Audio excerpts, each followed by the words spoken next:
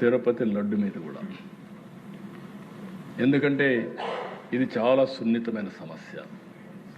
నేను కూడా చాలా ఆలోచించాను దీని మీద ఎక్కువ మాట్లాడకూడదని. ఎందుకంటే దేవుని పవిత్రత కోసం కొంతమంది కావాలని దేవుని పవిత్రత దెబ్బతీసి భక్తుల మనోభావాలు దెబ్బతీయాలనుకున్నప్పుడు మనం కూడా గట్టిగా చర్యలు తీసుకోకపోతే చాలా సమస్యలు వస్తాయని నా అభిప్రాయం. ఇప్పటి వరకు మీరు చూస్తే అధ్యక్ష, తిరుమల తిరుపతి దేవస్థానం నాకు తెలిసి కానీ తెలియకుండా నేను ఏ తప్పు చేయను. మనసావాస చెప్తున్నా. నేను నిద్రలేస్తాను ఆలోచించేది అధ్యక్ష, వెంకటేశ్వర స్వామి అంటే నాకు ఒక భక్తి. నాకు నిద్ర రాకపోతే ఆయన తలుచుకోవడం నిద్రలేసి ఒకసారి పూజ రూమ్లోకి 2 నిమిషాలే పూజ చేస్తాను. నా పూజ కూడా ఎందుకు ఈ మాట చెప్తున్నానంటే పబ్లిక్ కూడా అర్థం కావాలి.